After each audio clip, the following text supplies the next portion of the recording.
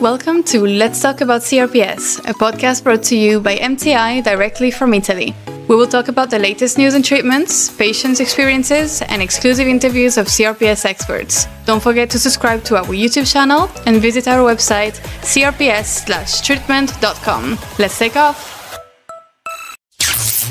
Hi guys, welcome to this new episode of Let's Talk About CRPS. Today we have a very special guest. We have Nan from Miami. We met her during our trip there for the medical convention FEMA, and we are really happy to have her in the podcast today. So hi Nan, welcome. Hi Emily, thank you so much for having me. And I'm really happy to be on the podcast today to let people know who I am and what I do and what others like me do. And I'm what is known as a patient advocate or a health, so I call myself a healthcare advisor, but I'm a nurse as well. I've been a nurse since 1976. I graduated from Vanderbilt University here, and I've been a nurse ever since, mostly in intensive care units, neonatal, pediatric, adult ICU, all the way to 2015 when I started my business as a patient advocate. And yes, I still work as a nurse sometimes. So there are different types of advocates. Some people only deal with medical billing. Some people only deal with appealing the insurance company or fighting with the health insurance company in the United States. That's why it's pretty specific to the US. I don't think Europe is mostly covered by the government for the healthcare. Not true here. It's really, so that's a lot of what I do. I work for the patient.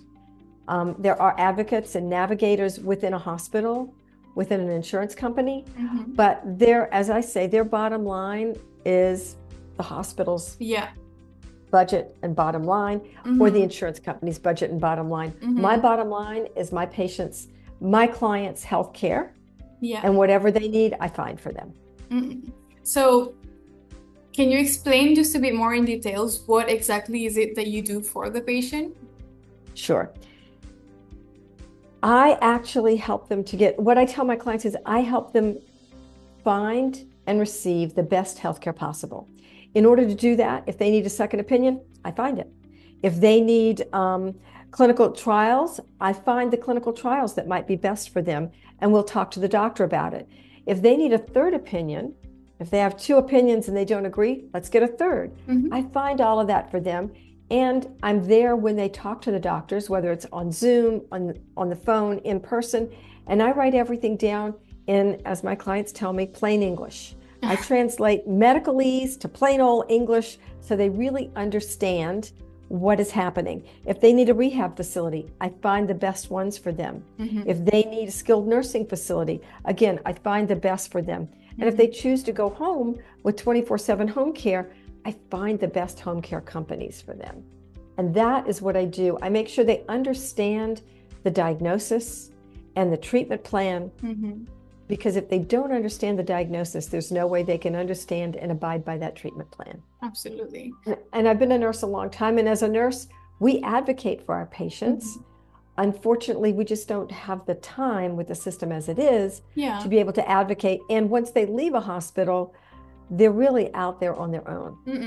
And that's where I help to coordinate and manage all of their health care, and I help them learn to manage it, because they don't need me forever. I have a notebook in their home that has all their healthcare information, so they're able to look at it and read it. So have you ever followed a patient with CRPS? No, I have not. I've had somebody with chronic pain, but not with CRPS. Okay. So chronic pain, which one is the most frequent type of chronic pain that you follow? The ones I've had have been people who've had back pain. For years, like decades. So they've been through everything. First, it was hard because the doctor didn't believe them. Oh, it's in your head. Then, yes, they believed him, and then they went through all of these different doctors, orthopedic surgeon, pain management. And finally, when they got to the treatment, they always start with anti-inflammatories. Then they start with possibly a TENS, the TENS device, physical therapy and massage. And once they get through that and it's still there, Then, unfortunately, they will move to what I call big gun painkillers like oxycodone. Yeah.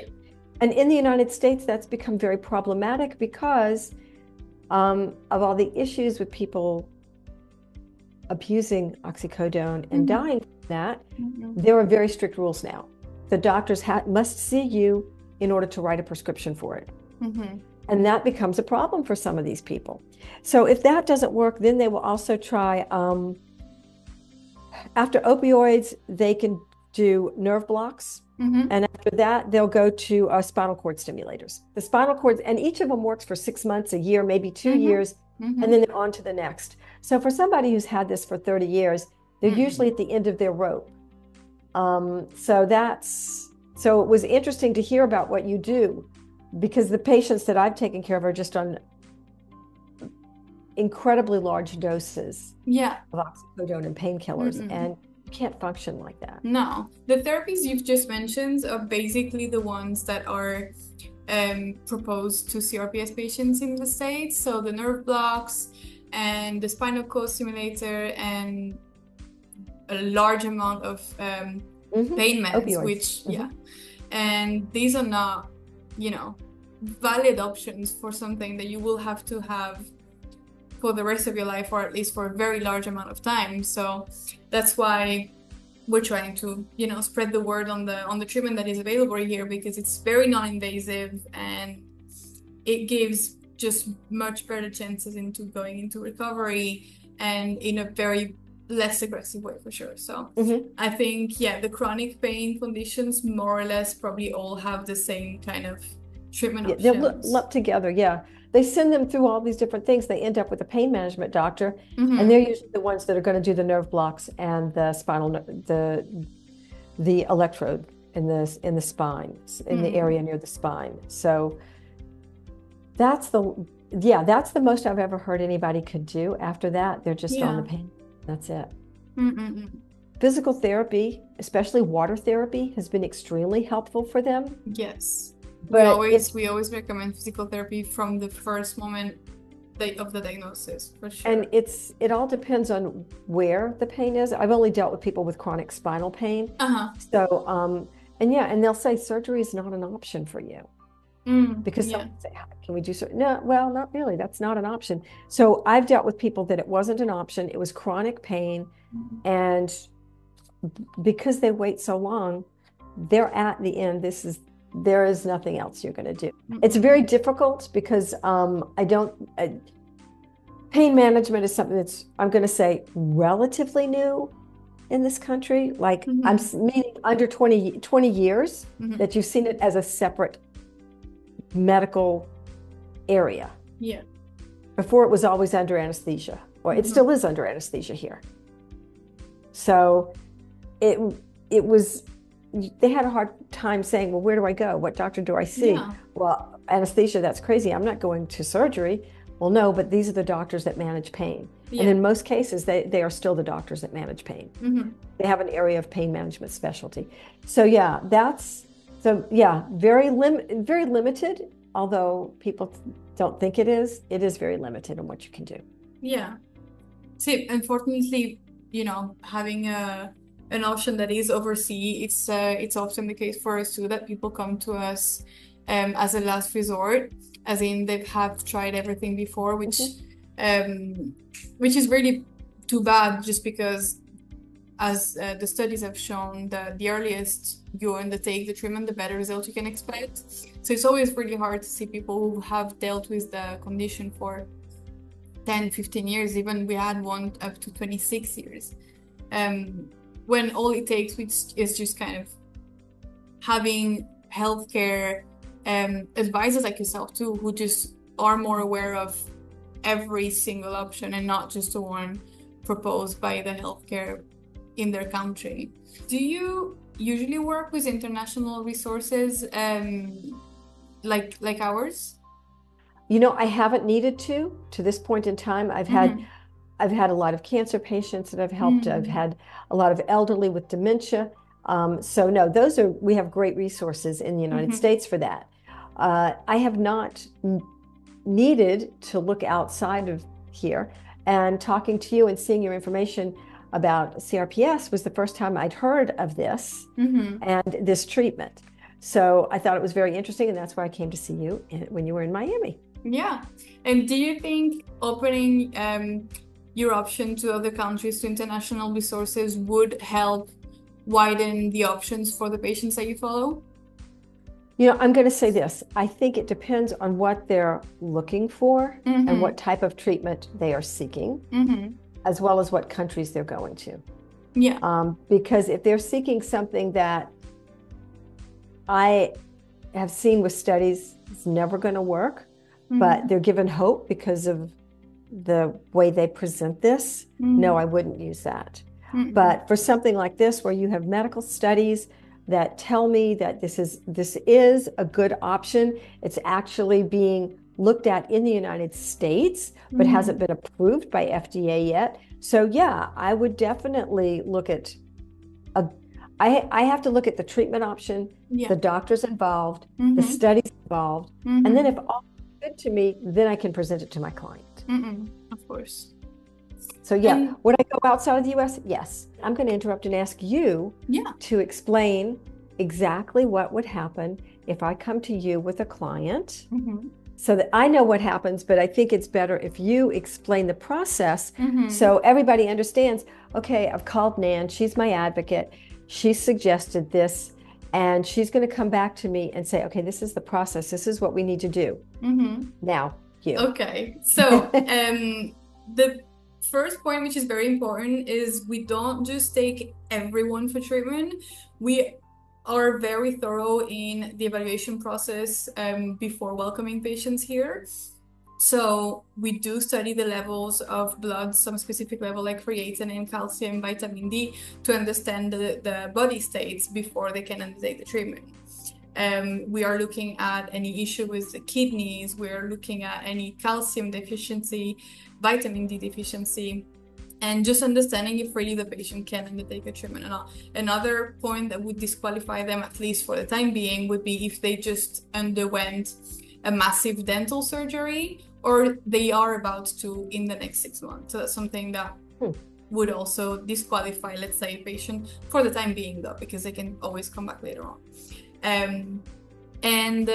We will require some medical records, very basic ones, that we will send the patient any information that we need filled up, and then I will translate everything to the doctors that we work with.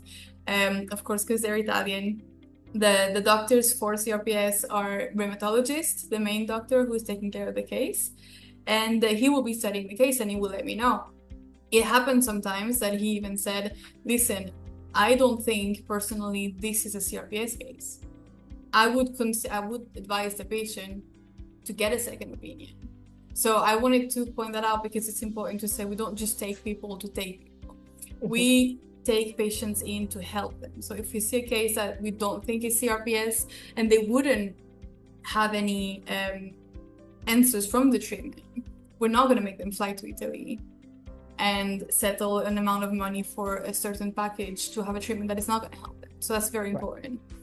But then if the case is a CRPS case effectively and the blood work show that the patient is ready to undertake the treatment, then the doctor will let me know. I will let the patient know, and then from there we will be able to look at specific dates where they can come in. I will start looking into the clinic to welcome them, etc. And of course, what we specialize in is creating a 360-degree treatment plan around the patient. So working with the doctor and the whole medical team at the clinic we work with, who are specialized in CRPS, we will create a treatment path adapted to every single patient, because once again, every patient is different, in particular in chronic pain. And then when the doctor approves the patient for treatment, he will let me know what kind of treatment plan would be advised. Of course, everything is around the Neridronate infusions, which is the main drug for the treatment. But as you said before, physical therapy, super important for chronic pain. Nutrition, very important to reduce the inflammation. And just a wide range of services around CRPS that are ready. So that happens when they come to you. you give them all these services. When they yes. So when I will have the approval from the doctor, I will let the patient know, okay, he has advised for you this specific treatment plan. I will talk it out with the patient depending on how long they want to stay here, their financial situation and all. They will say yes or no for specific appointments. And then we create a package because we do take care of everything around that too. So the hotel, the meals, the transport, the pickup at the airport, they will never just be alone. They will never have to just figure out things on their own. They have to make their own airline reservations. That's the only thing Okay. that we leave in the hands of the patient, just because a lot of people have the miles, a lot of people like to get there. So, yeah, no, I just want it to be clear for people listening no, in. of course. They have to do what you will do for them, so they know. And then once they go, say they're accepted, they go for the treatment. How long does it take? And then after they're finished, what is the process then? What's the follow-up in the United States? So the treatment happens on a week time. So they arrive usually in the weekend, and then the treatment week will be Monday through Friday. So usually the appointments are in the morning, and in the afternoon they have a bit of free time to do some tourism if they like to, or just rest. And afterwards we do have a 6-month follow-up in place with our patients. So we will be staying in touch with them throughout the 6 months, usually even longer than that, just because we get attached to the people that we follow. So is that a call? That's an online, yeah.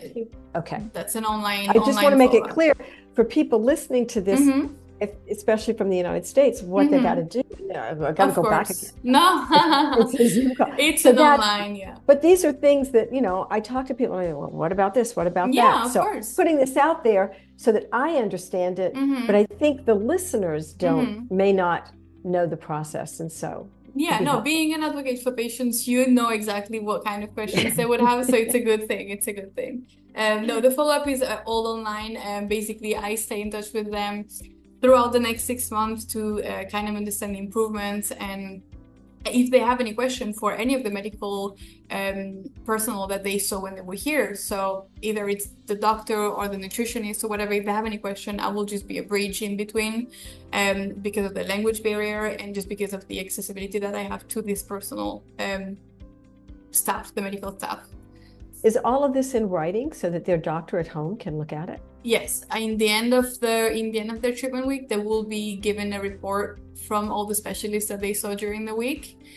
So they will be more than welcome to give it to the medical personnel seeing them in the States. Yes.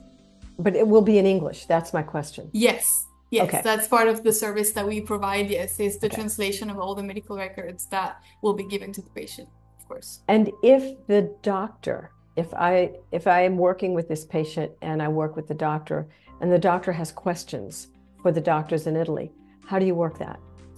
Any questions that we get are usually coming from the patient directly, asking anything. And if the doctor asks them anything, they usually go through us too, and they just say, oh, my doctor asked me to ask you this. That's the most I see, even prior to the treatment. So in the case of a patient advocate, I would be having questions in advance, knowing what I know, and I would give them to the patient. But I would want to know the answers to that, because I can't guide them if I don't have the answers. Of course. I would also convey the answers to the doctors that we would be working with here, so that if they had more questions, I could also send them off to you. So yeah, of course. Well, in your case, if working with a patient advocate, this kind of video calls would be more than welcome, with yourself and the patient and myself, just so that I understand clearly all the questions you might have. If there's some questions that I can already answer better, otherwise I will go through with the doctor afterwards. But for usually everything goes through us, just because of the language, and to the availability of the personal. That was my biggest thing, was the language, because you speak English, but not everybody in Italy does. So which is why doctors do. So it's really important to have someone who does medical translation and can really translate what they're saying. So that was my big question. This is why we do what we do. It's very important to have someone here to understand every single detail, and both for the medical and just even being around during the treatment week. And just, it can sound silly, but taking care of booking a hotel, a car, if you have the language barrier, it can be difficult. Another topic that we don't really touch often are the caregivers of patients with chronic pain. In what way do you see that chronic pain affects the caregiver around the patient?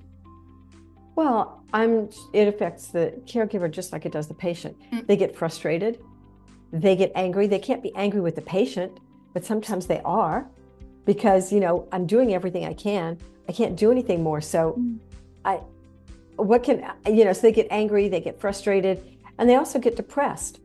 This is somebody, usually if it's a paid caregiver, they don't get depressed, they just get annoyed because they're doing everything they can. And because the patient is so much in pain and nothing seems to work, and they're depressed and angry, they take it out on the caregiver, which is not good.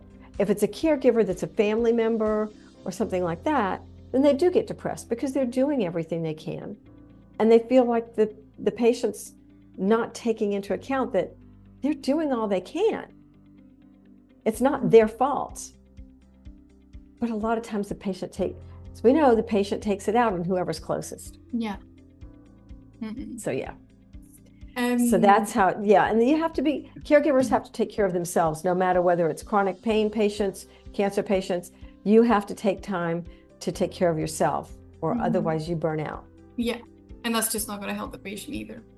It's not going to help you. It's not going to help the patient. Yeah. What would be your advice for chronic pain patients? The same as I have for almost every patient that has what I call a life-altering illness. I would get a second opinion, and if I need to, I'd get a third opinion. Yes. I would be looking for outside. As an advocate, I would be looking all along clinical trials, other ways to deal with this. Is there an approved treatment in another country that we can go to? Yes, I would look for all of that, and I would present them to the client and say, here are our options. Read them, make no decisions right away. I always say take 2 or 3 days, read it 2 or 3 times, then you can make decisions. But I say get at least a second opinion, if not a third. Yeah. Especially pain, because there'll be some people that'll say, oh, it's from this, and then, oh no, it's not that, it's this. And it's very confusing. So I always like to know, if they're going to give a diagnosis, what's the reason behind it? Does my client understand that? Yeah, that's a very good advice, in particular for conditions like this, which are pretty heavy diagnosis to have, because they are long-lasting or lifelong-lasting conditions. So you want to have a second, third opinion, just to make sure that it's not just a diagnosis that was thrown there because they didn't have any other diagnosis idea. I always tell them to ask, if they say you have CRPS, why and how did you come to that conclusion, doctor? And if they can't explain it, then second opinion. We get a second opinion, and then a third opinion if we need to. Yeah. But I want to be sure that the doctor understands and can convey that to the patient. All right. Okay, Nan, thank you. Yeah, of course. I'm sure it's going to help everyone who's listening to the podcast too. So thank you so much for being here with us today. Thank you very much. And, if you want to contact Nan for her services, I'll let you tell everyone. If you want to contact me to have questions, what a patient advocate is, or you want my services, my website is healthcareadvisornan.com. HEALTHCAREAD as in dog, V as in victory, ISORNAN.com. And if you go to my website there, you can actually email me or call me from there as well. Yeah. So thank you so much again for being here with us on the podcast. For everyone else, we'll see you next week on the next episode of Let's Talk About CRPS. And thank you very much, Nan. Thank you. And thank you for all that you guys do, because this is a new approach, and I'm delighted to learn about it. It's awesome. Thank you. Thank you very much. Thanks. Bye. Bye-bye. Bye-bye. Thanks. Bye.